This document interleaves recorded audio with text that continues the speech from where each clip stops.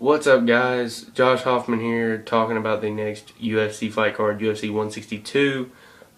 Chris Weidman versus Anderson Silva. A lot of people were making predictions for this fight. I'm going to be one of those people.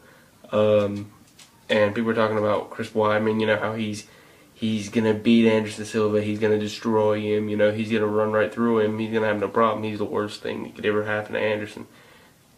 I'm really not seeing it. I'm really seeing that I think Anderson's he's gonna win.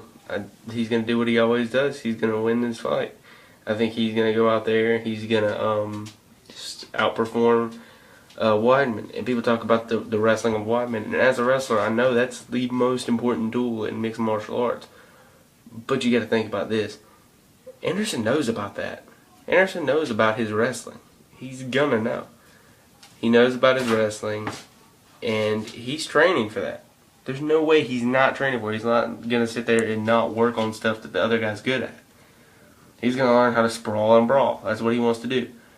But he wants to counter-strike. Weidman's going to come in, try to push the pace. Anderson's going to catch him slipping. I think it's going to be a KO or TKO in the third or fourth round. Or maybe even if he does work like Chael Sonnen, then it's going to be a submission in the fifth. Could happen. Alright, and now last thing I'm going to talk about is I'll actually talk about a couple more fights. I'm going to talk about the co-main event, Frankie Edgar, Charles Oliveira. It's an interesting matchup because in Frankie Edgar you have a former featherweight contender and a former lightweight champion. And some people think he should be the featherweight and lightweight champion. I'm one of the people that think he should be lightweight, featherweight, and it's a toss-up. It was a close fight. But anyway, he's fighting Charles Oliveira, a guy who's not even very highly ranked. Definitely a challenge. He's a very good challenge because he's a great submission specialist, very good with submissions, very good in grappling. In the fight with Cub Swanson, he really was doing good until he just got hit with that body shot. That was the only really bad thing I saw out of Charles Oliveira. So that poses some problems for Frankie Edgar. But Frankie Edgar has an amazing gas tank, very good boxing, very good wrestling, decent jiu-jitsu. So I think I'm going to pick Frankie Edgar by decision because I really don't see him knocking him out. But I see a decision, maybe a split decision, but I think Edgar's going to win it. Next, I'm going to talk about Cub Swanson, Dennis Seaver. There's really no contest here.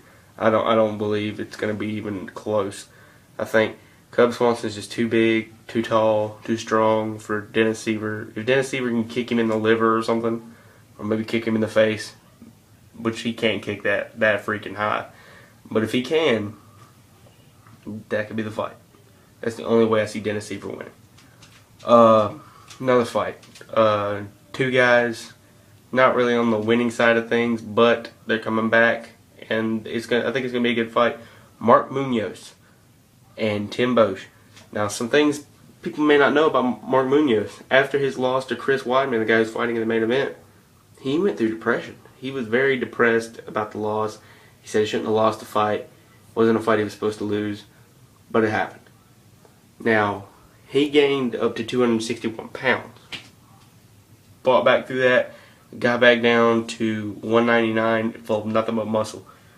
Now that might affect his weight cut, but I think he'll be okay. I think he can make the weight.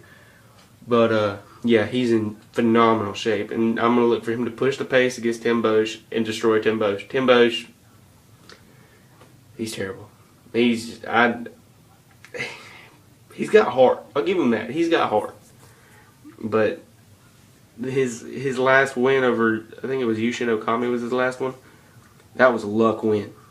Nothing more to that than just luck. And anybody can say what they want to.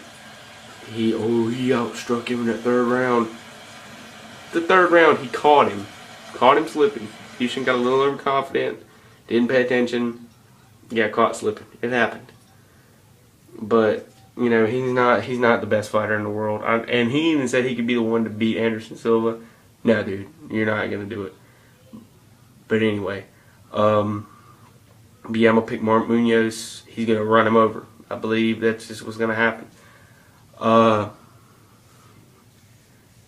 And I think that's all the major fights. There was Ricardo Lamas and Chan Sung Jung, but as we all know, Chan Sung Jung got moved to the UFC 163 card to fight Jose Aldo, which I think, and just go ahead and just a future prediction, Aldo's going to destroy him.